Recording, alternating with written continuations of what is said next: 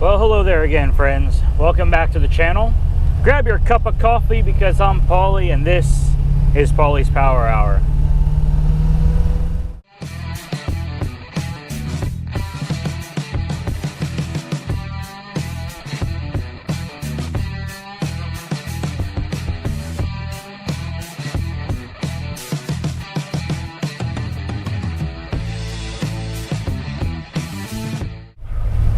Alright friends, so you might notice that we're in the Malibu. We're going for a drive. Going to my buddy Rich's house this week. We're going to be spending some time there. He's going to be nice enough to let me use his garage and space. And we're going to get some things done on the Malibu. And yeah, and that's part of the coronavirus travels, you know what I mean? We're starting to open back up a little bit, but not all the way. So you'll notice I also haven't had a haircut in like a month. Actually almost 2 months. June 1st will be 2 months for me. That's the longest I've ever gone in my entire life without a haircut. So there's that. So we're gonna get to Rich's place. We're gonna start working, and I hope you enjoy it.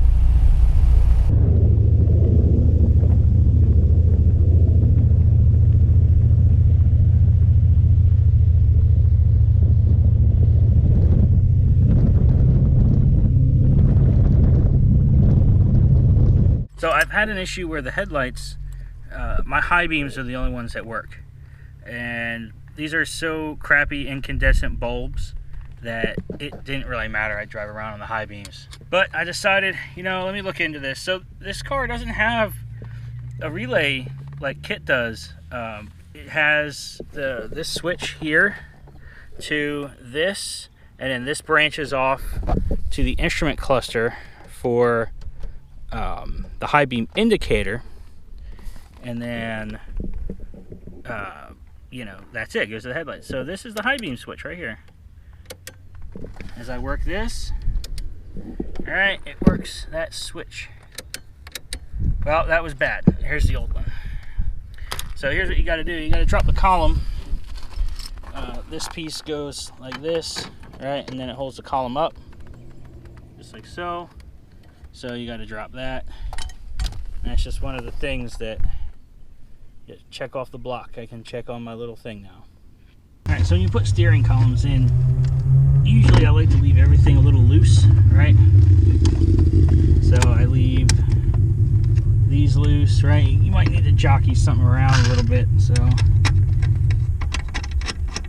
get these started so it supports the column. I like to try and do my best to center it up, because you know me and things like that, it will get on my nerves if it's not.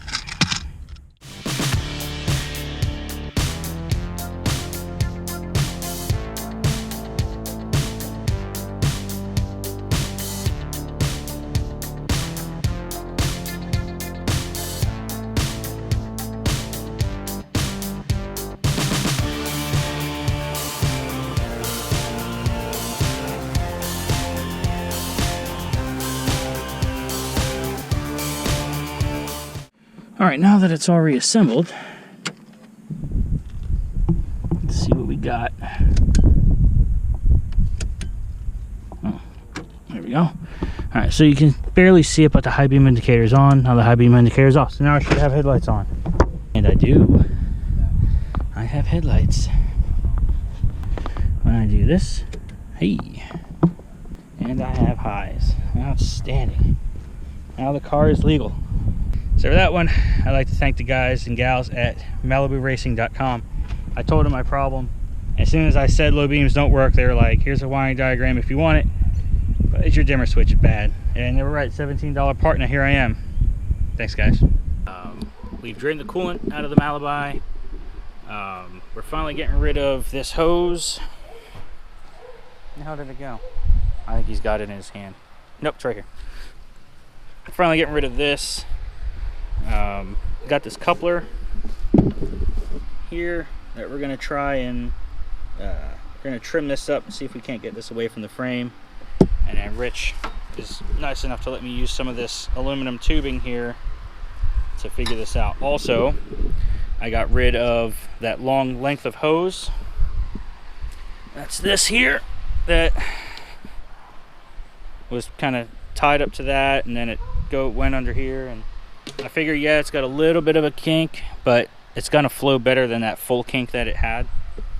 Yeah, and we're gonna kind of flush this out with some fresh water. You can kind of see in there. Change the thermostat, kind of flush this out a little bit, get this to work right, and then we'll be off to the races. Fresh cooling system for the Malibu. Alright, so we are going with a full custom approach here. Rich had a really good idea because he did this on his Mustang.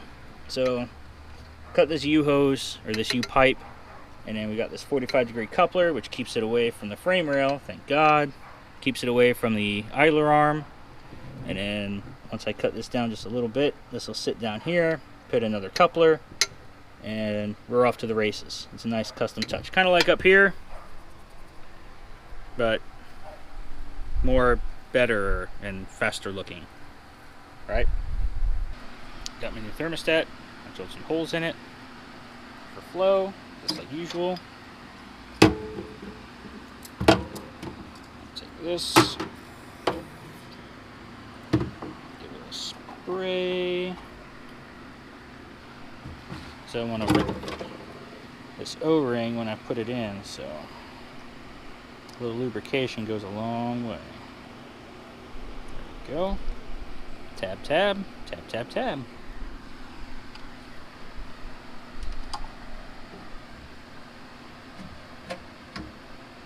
You know what I didn't think about?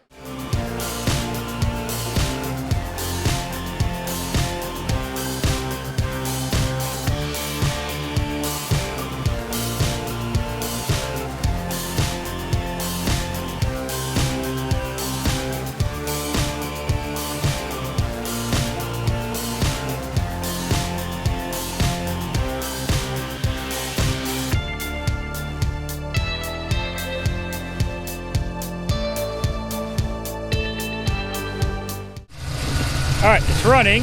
We're checking for leaks and to make sure it doesn't overheat. We're at 160.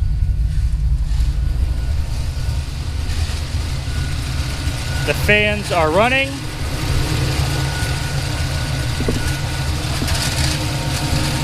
Nothing is touching, more importantly.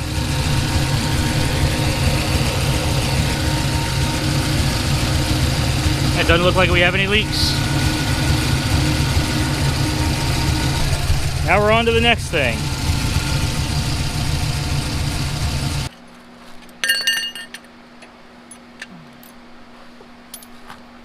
Yeah, I'm not sure which side it is or which hole it is. Here's 2 bolts.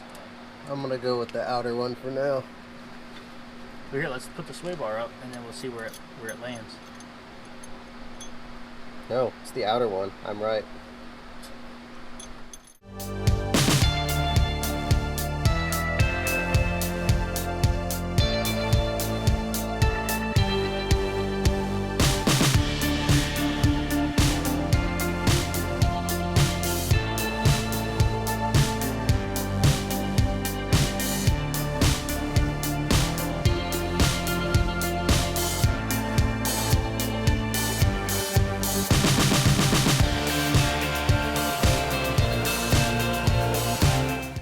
Here's what I'm working on right now. See this right here? They cut the hole a little bit big for the clutch master cylinder, and when I drive down the road I get a blast of hot air right up my pants leg, and it's kind of annoying. So I'm making this blank off plate. It's going to be insulated, and it does have a dimple, as you can see, that I put there for the curvature of the master cylinder, and as you can see up there in the corner, it lays flush against the firewall, which means that that dimple is indeed big enough. And if you watch, you can see that it does not interfere with clutch travel. So that's good. I screw this thing in the rest of the way, put some foam insulation on it, and we're good to go. Here's an update. I've got the patch panel in paint, and I've used some of this sticky insulation. As you can see, it does not hinder the push rod operation. So I got the patch panel in paint. Once it's dry, we can put it on, And I will have a cool crotch when I go cruising tonight.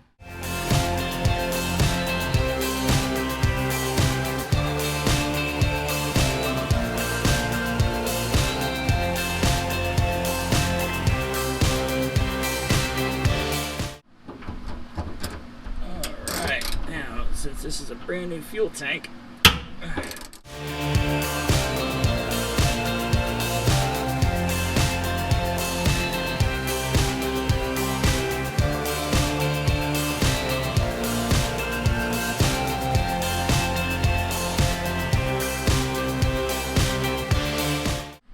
so I got the tank down, and it does indeed look like they tried to run wires to make the fuel gauge work, which tells me the fuel gauge might be bad on the inside of the car, which happens, that's no big deal. But just to make sure, I took a picture of the fuel sender, and I googled the part number, and the number one that comes up is 0 to 90 ohms, which is indeed your standard GM type that they used back then, 0 to 90 ohms. So that's what my fuel gauge is, which is good, which means this should work.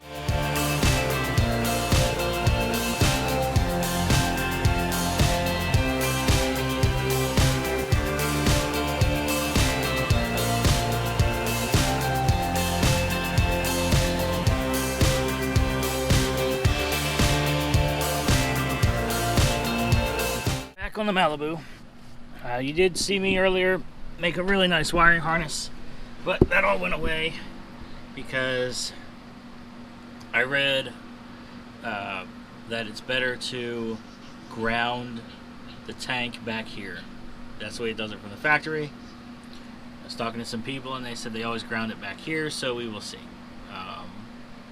Yeah, so I snipped it, pulled the wire back through, and then this right here is ground for the fuel sender. And now we go back inside the car. Alright, so I did go online and I bought this. I've had this Autometer fuel gauge sitting on my shelf forever. And then I picked this up on Amazon. It's a volt gauge, it doesn't have to be expensive. Obviously all my gauges don't match, and that's not bothering me at the moment.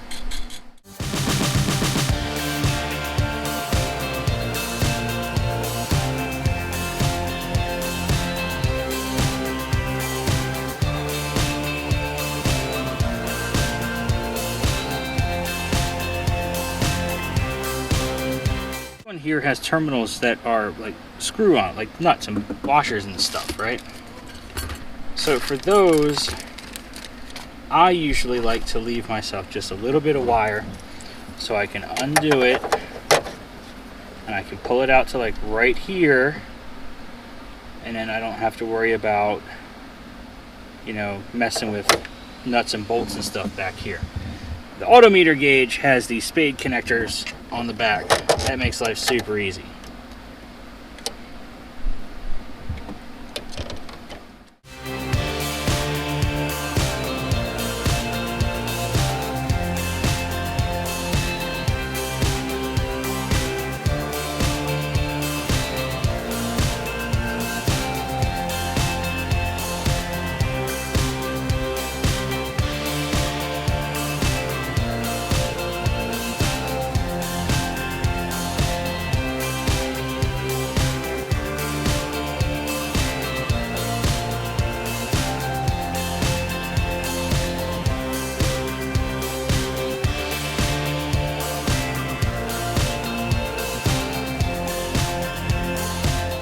Cheap voltmeter that I got off Amazon works, but not the Autometer. That's weird. So I'm doing some quick troubleshooting from Autometer, and on their website, so this is a 0 to 90 ohm gauge. The sender in my tank is 0 to 90 ohms, like I said, but I have disconnected the sender wire. So this should be reading 0 ohms, and for some reason right now it's past full with just the power and the ground hooked up. Now according to the Autometer website, that's not good, and that is a possible indication of a bad gauge.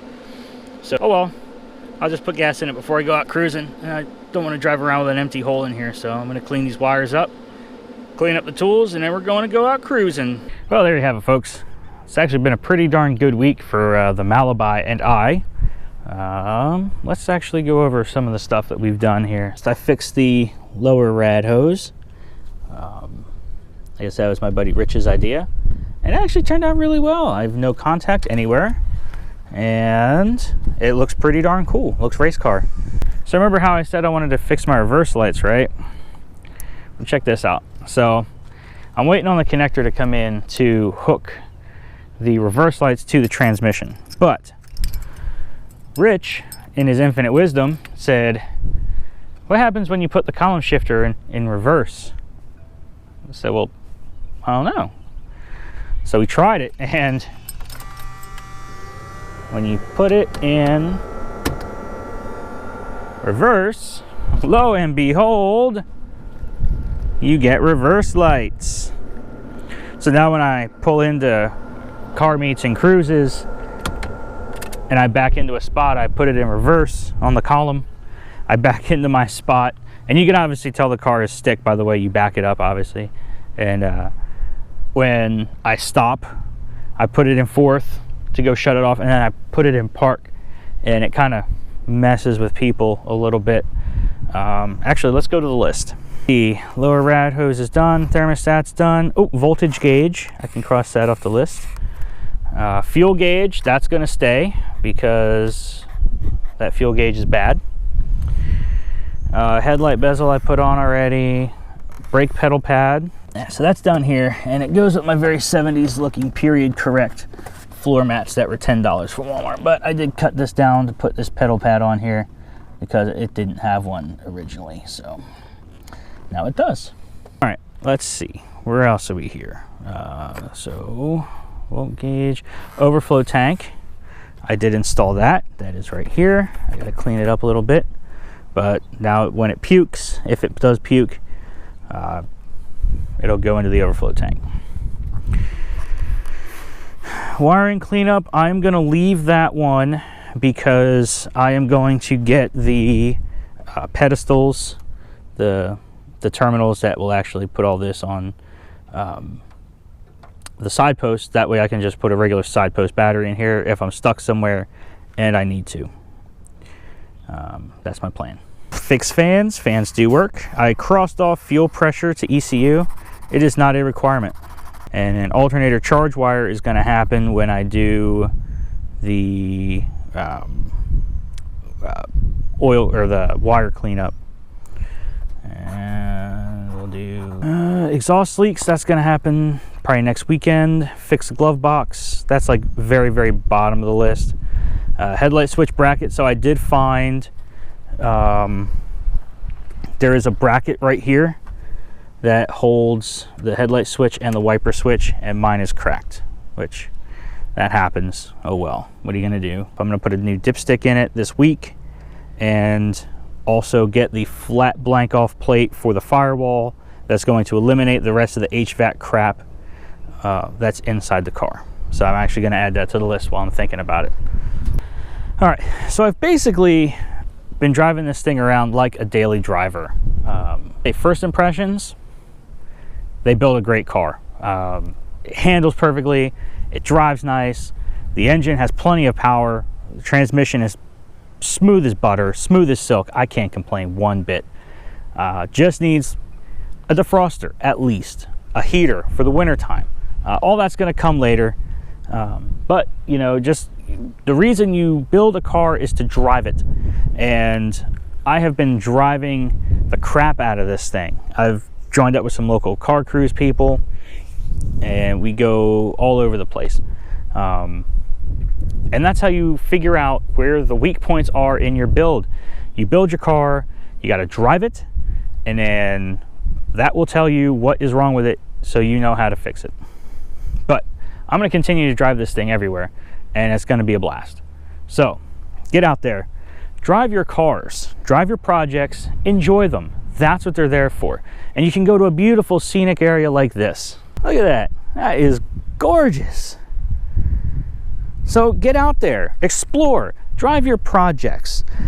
Go ahead and like, subscribe, comment, share it with your friends, do all that stuff that makes our channel great, because without you, there would be no channel. So, y'all keep it between the ditches and you come back and see.